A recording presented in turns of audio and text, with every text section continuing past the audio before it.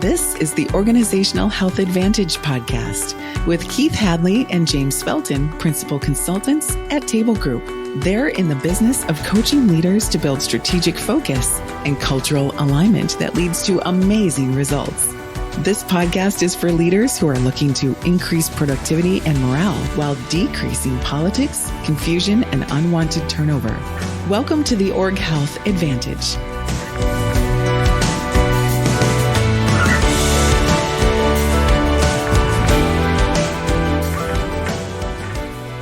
Hi there. Welcome back to the Org Health Advantage podcast. And today we're joined by my good friend and colleague, Joyce Schaefer. Joyce has been with the Table Group for many years.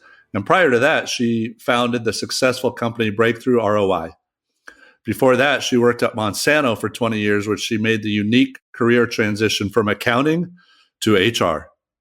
That pivot made her a valuable strategic HR business leader, which is the basis of our topic today. The advantage a strategic HR leader brings to an organization. Hi, Joyce. It's good to have you. How are you doing today? Good, James. How are you? I'm doing well, thanks. I'm really excited to have you on. I'm excited to be here. Thanks for having me. Oh, my pleasure. Thanks for joining. So, want to get into your time. You spent a lot of time at Monsanto. Yes. For about 20 years. So, yes. And what's interesting is you started in accounting and then went into HR and talent management. So why don't you talk to us a little bit about that and give us some context? Okay. So actually, I started my career even a little bit before that in public accounting, which I think was actually probably one of the best things I did. It taught me how to get in and learn businesses really quickly because I was an auditor. So then I joined Monsanto, and, people can feel however they want about Monsanto. Taylor Swift says haters are going to hate. But but Monsanto was an amazing place to grow up. And that's how I feel. I feel like I grew up there because they really had a strong people development culture from the beginning. So I spent about 7 years in finance and accounting roles and then moved over to what my accounting friends called the dark side and went over to HR and OD. So I spent about 13 years in HR and organizational development, which is really where I learned about Patrick Lencioni and all of his books. Yeah. And then, so I learned a lot, and I was not a classically trained HR person. So I studied a lot of people, a lot of things, and learned a lot. So I'm looking forward to talking about that. Cool. Can we double click on that transition? Sure. Why did somebody see in you, like, you're a great accountant, think you'd be great in HR? That's a great question.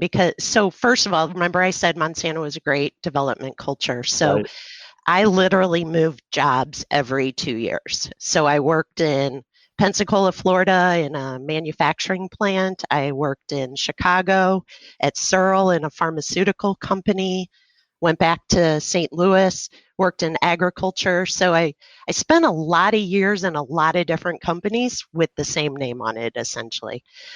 So 20 years. So when I was in finance, there was the company was splitting up. Essentially, they were selling off a unit, the chemical business unit, and so I ended up with the chemical business unit, and always wanted to get back into Monsanto because it was just kind of like a good old uncle to me, and I wanted to be there, and so just happened to have a friend who was in HR, and someone asked them, "Hey, do you know anybody that is just like you, has the same kind of work ethic, all of those things, has had the same kinds of experience." And so ultimately, I got into a position managing an HR call center because no one in HR wanted to manage it. Oh, so I happened to be, so they were willing to take a chance, but I think it's because of the track record, and, being at one company enables you to do that. You build a track record. And so even though I was in different financial positions at the time, I hadn't been a cost accountant before, I hadn't been a financial analyst before, and so on. And so this time I got to be the manager of an HR call center. And What was the biggest thing you were worried about in making that transition? Probably rebuilding my credibility. That's probably, I've never even thought about it, but I would say because I had the credibility in the finance and accounting world and I was entering this new space and I didn't have an HR degree, which I heard about a couple times from some HR people. Oh, But yeah, so it was probably rebuilding credibility or establishing it almost like I was going into a new company. right, right. Yeah. Now, do you think, looking back at your career, do you think that was a positive that you didn't go in through the traditional HR route? Was it a positive for you? Not necessarily saying that everybody should go into accounting in order to get to HR, but Yeah. do you think that served you well? The accounting background? Right. Oh, without a doubt. Why is Without a that? doubt. Yeah. Because it gave me a really strong business foundation going into my HR roles. So I heard from many of my different business leaders that I would support in my HR roles that I didn't think like a typical HR person. And I would take that as a compliment as they intended it, but I don't want to knock traditionally or classically trained HR people either because they develop skills that I didn't have. But the financial background and understanding the business and just having that knowledge of income statements and balance sheets and all of those kind of things is something that maybe a regular HR person may have to learn over the years. And it isn't necessarily how they're naturally wired. So it's a developed skill for them. Some can do it, some can't. Sure. Yeah. Yeah. I've always thought of you as a strategic HR expert. Like you seem to really play sweet. that. You seem to really play that role and have a lot of knowledge around that. But that's a term that could be defined in many different ways. How would you define that? The strategic HR person. Correct. I think it's a partner that you have with the leader, with the CEO of the business or the president of the business, the head of the division. I think it's a role that the HR person plays as internal coach to the CEO, to any member of the executive team. And they have to think like a business person. They have to be able to have their functional hat, their HR hat, Right. and then they have to be able to, when it comes to making decisions, when it comes to contributing, they have to think like a business person. And the HR part is just their responsibility when they leave the room, right? Right. Right. That sounds like you have to develop a lot of trust with the leadership team in order to play that coach for them. Yeah. Yeah. So you heard me already say the words credibility. Right. You have to have credibility. And so you have to use, at the table group, we talk about you have to be smart and healthy. You have to do that as an HR person. You can't just worry about, is everybody happy? You can't worry about preserving harmony because there's tough decisions that have to be made. You have to make them and you have to care in how you implement them, but it shouldn't keep you from making the right decisions and the tough decisions. Right. And so, yeah. But we don't always see strategic HR leaders in the clients that we work with. No, we don't. And I didn't always work with strategic HR leaders either. So what Sadly. would you say? Yeah, what would you say are some of the differences that we see, or some of the different leadership styles of HR people at different companies? Yeah. So the first one I would call is I deem it personnel. The people that I would call personnel. Right. So that, you think back into the 80s, that's what HR was called, was personnel. And so it would be people that are worried about getting your pay right. They're worried about getting your benefits right. They'll put through the paperwork on hiring and terminating. and things like that, but they really are very transactional in how they interact with the employees. So it's really more about like what now someone might call an HR specialist. I think HR people were doing a lot back in the day. So Right. first of all, I'd call that personnel. Sadly, some organizations still have people that are only personnel. And that's where I would say they don't capitalize, whether it's the leadership team, whether it's the individual in the HR position, isn't taking advantage of the richness that HR can bring to the table. And it's not a seat that should be given to you, a space at the table. You have to earn it, and that's where that credibility comes in. And so the other two ways I see HR then. So we've got the personnel person. Then I think we've got the employee relations person that is really, really strong in helping leaders manage performance, get people hired, take them through a performance improvement plan if that's the case, if that's what needs to happen.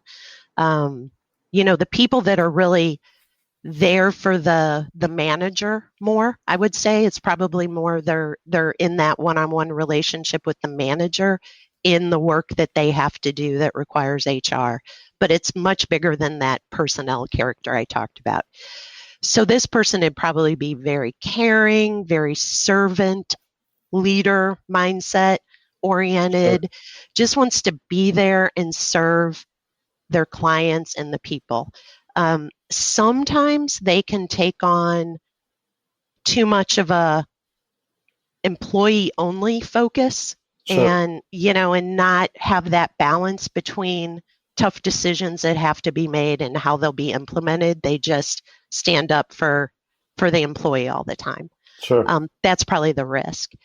And then the last one is that strategic HR leader, the person that has a seat at the table, has earned that seat at the table, the credibility. They're part of, they lean into discussions, the conflict when it's not even about people, when it can be about a business decision. I worked, Monsanto's a biotech company. I worked in the biotech division. And so on one of the leadership teams I sat on, it was me and 14 other molecular biologists and biochemists. And so, having to learn a completely different language to have that credibility with them.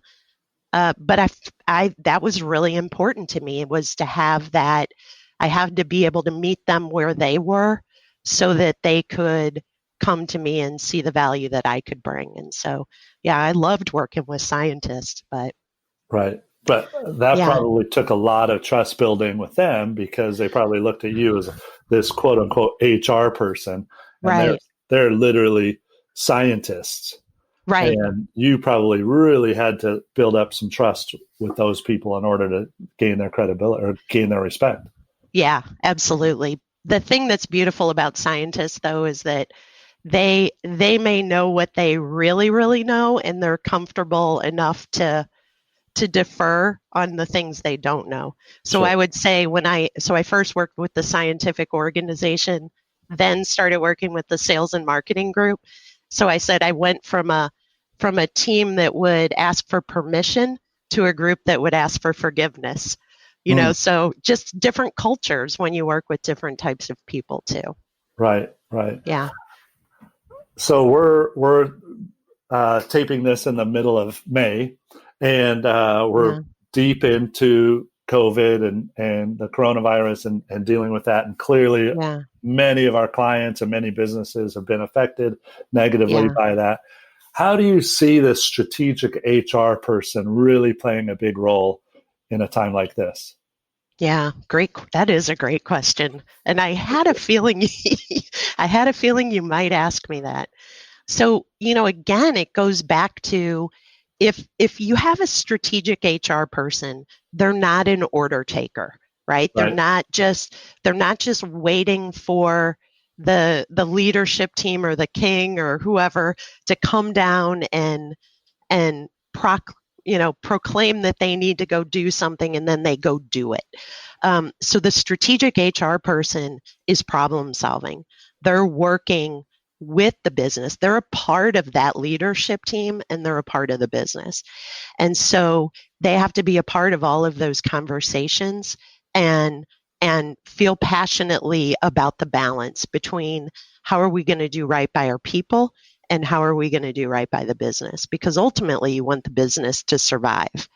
Right. And if we're only thinking about nurturing everyone and making sure they're happy and okay, but we're not thinking about the financial implications of what's happening or how we're going to keep people safe while they're out there doing the things that they need to do. So I think the strategic HR person, if their voice isn't, if they don't have that voice, if they don't have the confidence or they don't feel they have the credibility, they may miss out on opportunities where they can really add a good balance to some of the more technical or smart side of the business decisions. So they have a responsibility to come forward and think about how is this going to impact our people? How is this going to play out? But it should never stop them from being a part of the decision in the discussion as well. So I think that what I worry about with our clients is, when it comes to the HR strategy and anything related to the people, the executive team has to have the ownership of that overall strategy, just like the business strategy. So the people you can't have the people strategy without having the company strategy, right? Right. And the HR person is there delivering that and being a part of that, all of that. But just like the HR person shouldn't just sit in the people strategy, the leader shouldn't just sit in the business strategy. So the risk that HR sometimes allows is that they allow the executive team to abdicate responsibility for people and culture to HR. And I think the strategic business partner that has the credibility on that executive team will keep pushing that responsibility and ownership to everybody sitting around that table, as opposed to being that order taker and taking it away and doing. Right. I'm wondering if you could provide some examples of that, like some companies that have just kind of merged those things and where the executive team takes that on as part of their holistic strategy. Go ahead. Yeah. Well, I think one of the big things would be the executive team collectively thinks about, okay, how do our values play out in how we hire? How do our values play out in how we set goals with people, how we manage people, how we promote the right people? And so you can't have that just owned by HR, right? It won't have the same stickiness factor, I guess, Right. When you think about taking that to the rest of the organization. So I think about executive teams that I've worked with that will have a people review and they sit around the table collectively together and they argue with each other for the right placement of, the right assessment of each person that they're talking about, and not just staying quiet when the other guy is talking because they don't want to argue with with the other person at the table, their peer. And so when I see an executive team that is really in there and helping to develop and helping to give feedback to one of their peers people that's in a line with the conversation, that's thinking about how do we develop these people together? If I don't know a high potential, even if they're not in my area, how do I get to know them? How do I open up doors in my silo, my area of responsibility, so we can do more cross-functional training of people and developing them as stronger leaders. So I think if you have a leadership team that doesn't just say, HR, go take care of that, I think when you have that, you don't have the strong succession plans, the real succession plans that you need to have. Right. So that's an example, I would say. That's so good. That's so good. And do any companies come to mind when you think of that? Like when you think of really strategic HR and its development of people, but also like how important their culture is to their company's success. Do you think of any companies come right away? Great question. So that's actually a tough one because some of the clients I think we work with, they don't have the right person to begin with. And that's a good point.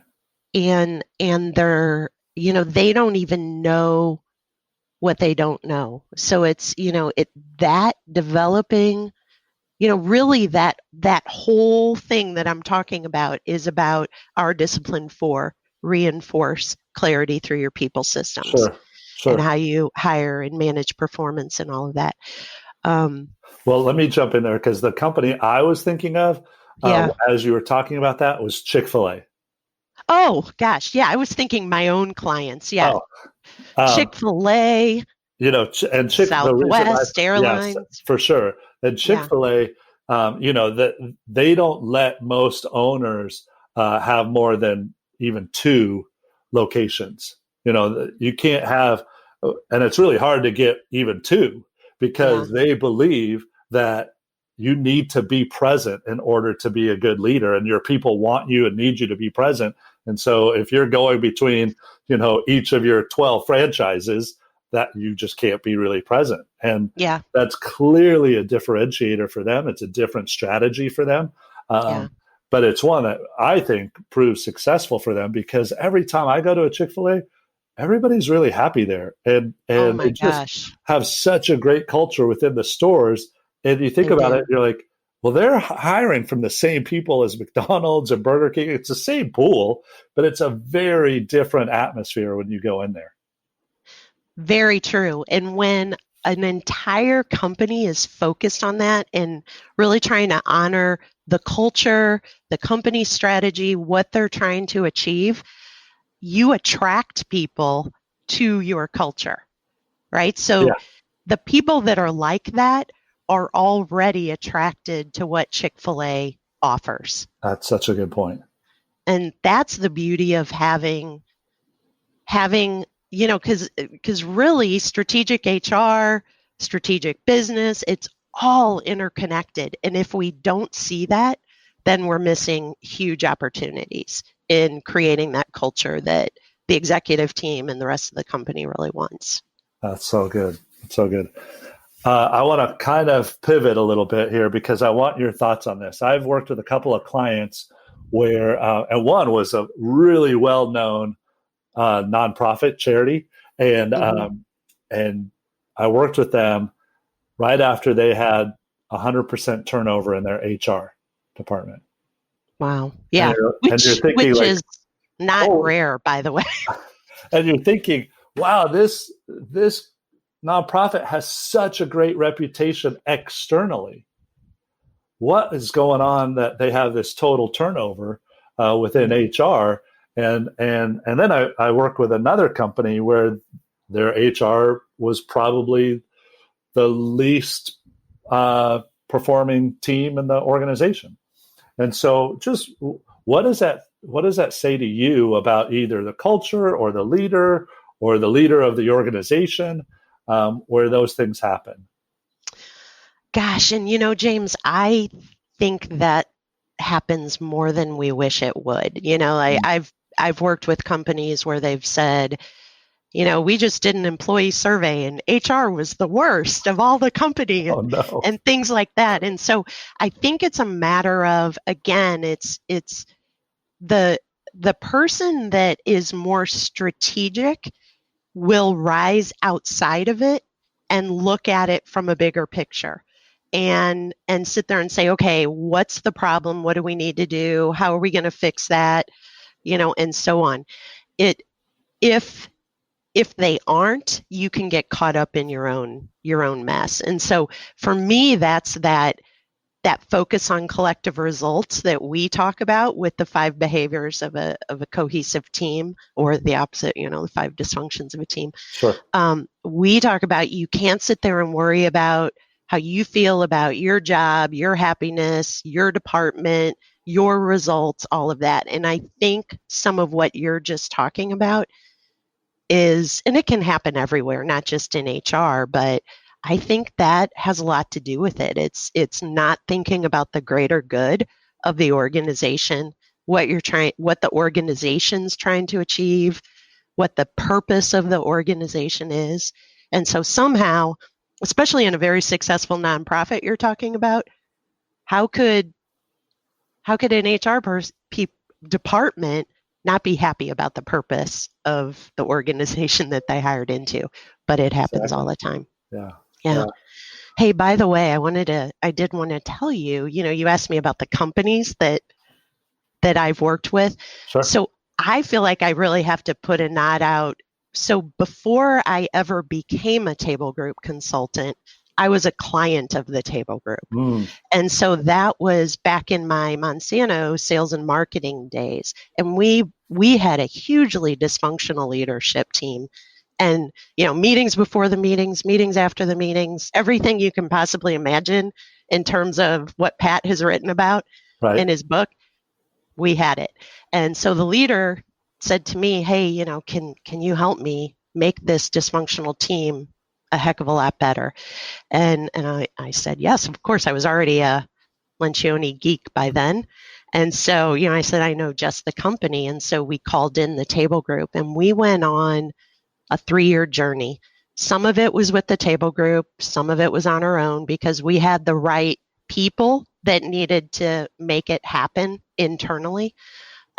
We totally transformed that leadership team. I was on the team, so I wasn't working as the consultant.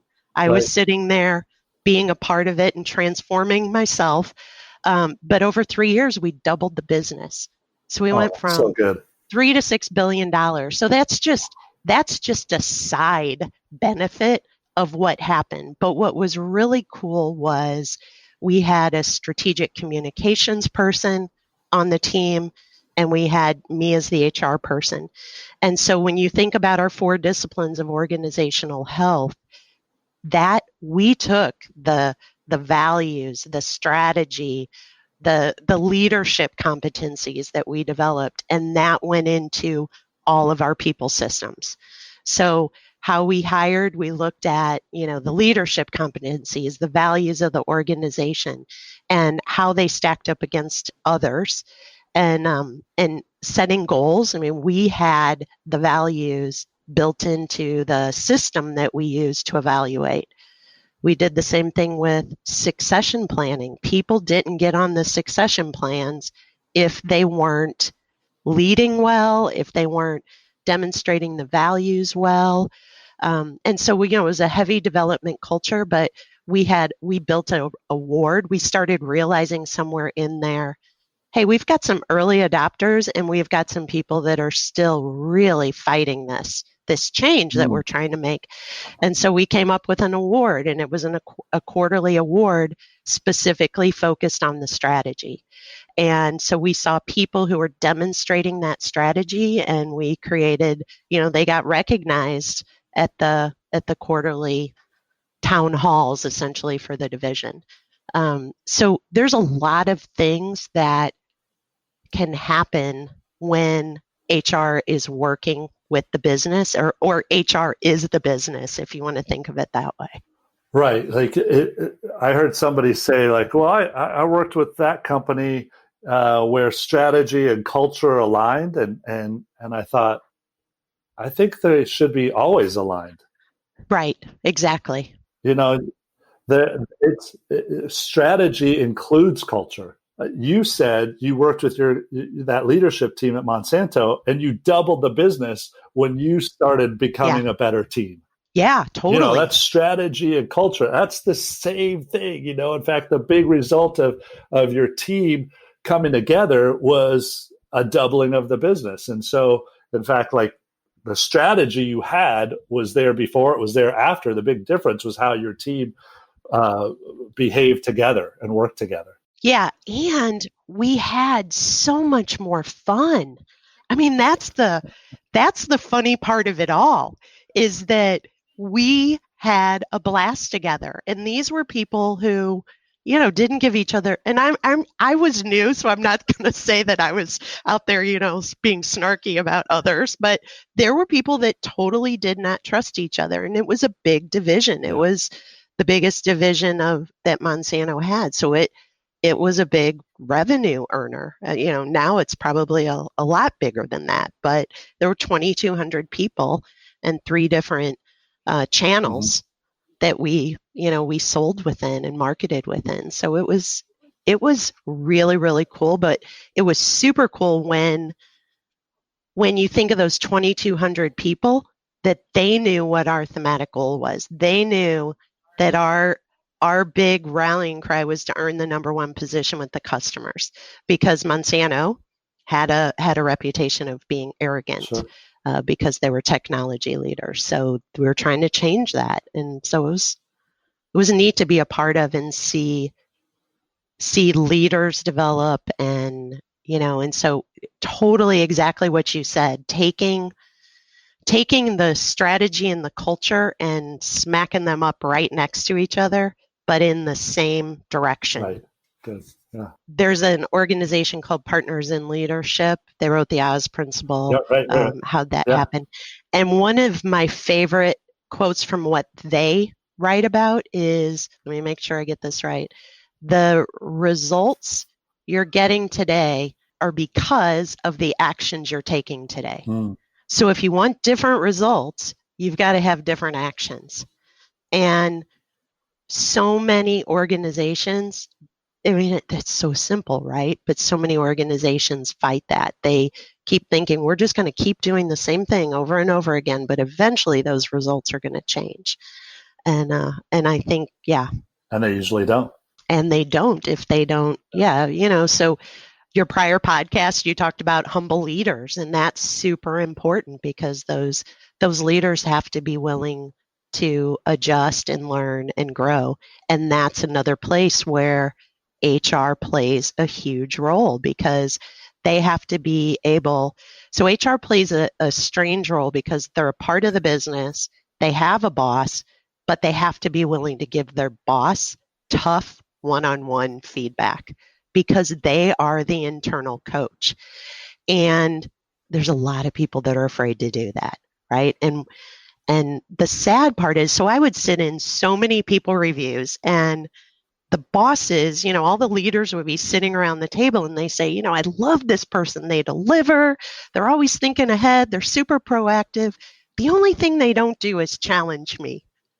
And then I'd be talking to the individual, and the individual will be like, yeah, I'm just so afraid to speak up that I'm going to lose my job if I do. And so I think that's a big place and a big connector that also HR can help coach and develop these leaders to be able to have the right kind of conversations with their people, because it's all about development. And sometimes you got to develop the leader before you can develop the individual that they're trying to improve. Oh, that's good insight. Oh, so good. You talked about a quote from. So do you have any favorite quotes? I do. I have I have a lot of favorite quotes. I love to quote a lot of things. So one of my favorite quotes that, so in my early days in consulting, because I was on my own for 8 years before I officially joined the Table Group, and I used to read so much. I can't even believe how much I read, because I was just trying to learn as many things as I could. One of the things I came upon was this book called You Can't Send a Duck to Eagle School. Oh, interesting. Have you ever heard of that? It's by those Simple Truths people that, put the posters, teamwork, and, all those kind of funny things. But anyway, they wrote this book, and the guy that wrote it, I think his name's Mac Anderson. I think he's the CEO of the company, but he in this book, You Can't Send a Duck to Eagle School, I loved this quote because so many companies talk about the customer, and we have to put the customer first, and we have to do this, and we always have to think of the customer, which is super true. But the quote is, so it's a long one, it's to build a customer first culture, you must put them second. Your employees must come first because there's a rule of thumb in business that says your people will only treat your customers as well as they're being treated. Thus, to have satisfied customers, they must be served by passionate people. And I love that. I love what it represents because it's saying, yeah, absolutely, you have to always be thinking of the customer and the decisions you make, but you have to think about the impact on the people and how you're engaging the people to serve that customer. So you think about Chick-fil-A. Exactly. You talked about Chick-fil-A.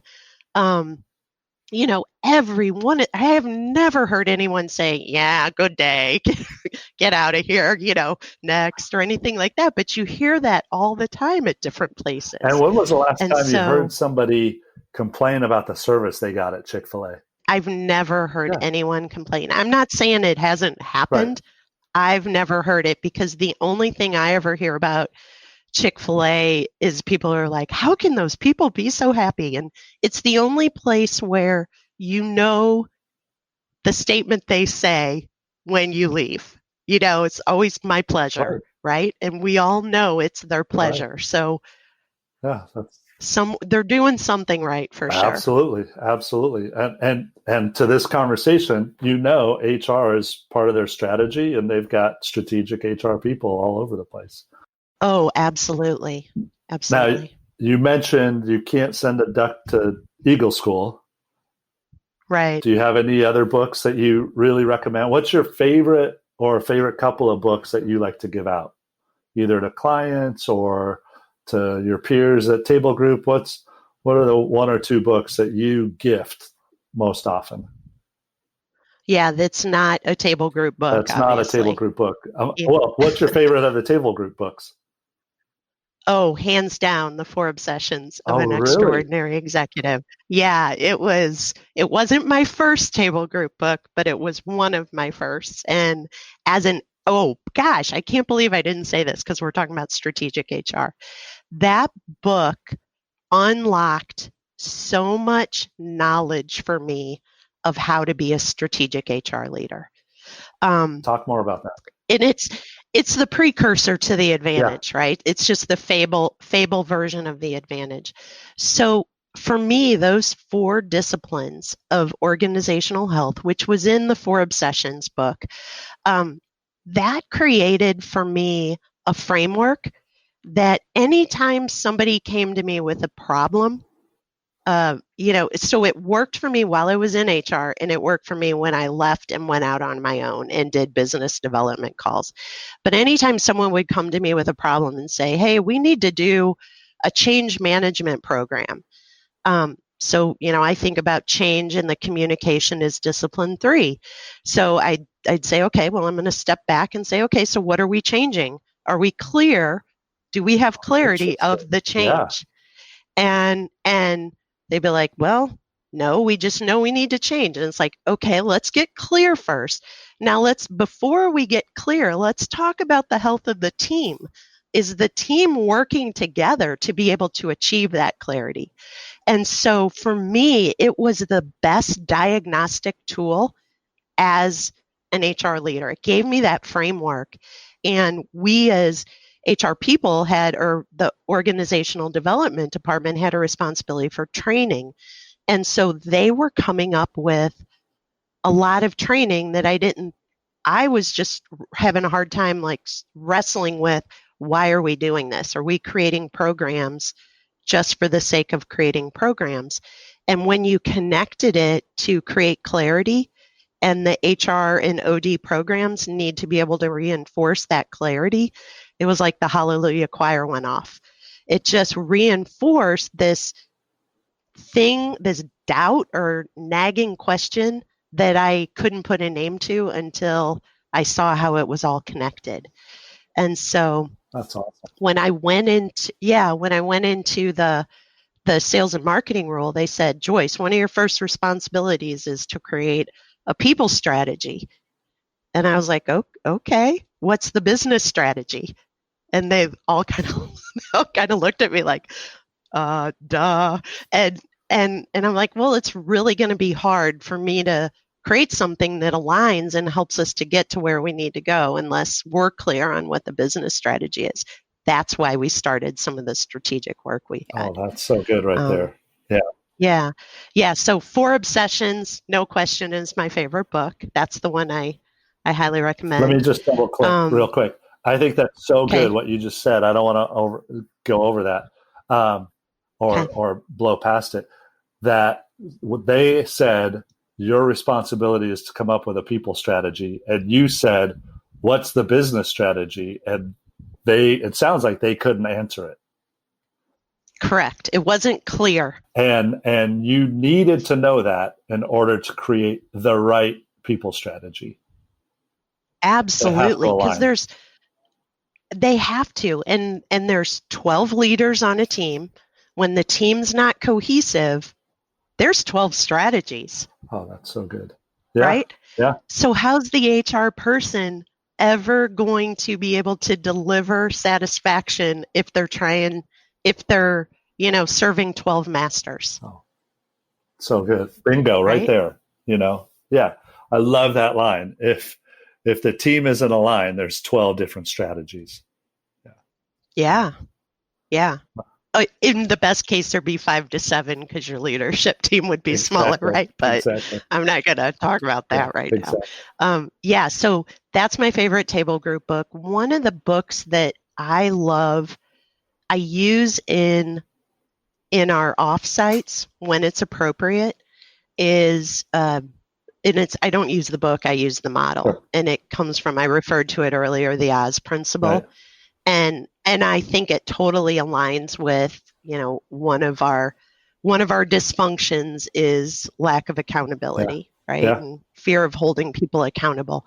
And so the book is all about accountability, personal accountability, not being victims, not falling to the victim cycle. So I like to refer to that when it's appropriate, when I've got a team who's blaming everybody else, fallen below the line, as they call it. So I think it's a simple model and people resonate with it. I've only had it backfire on me one time with a team that clearly were being victims, but they were upset that I actually used the term.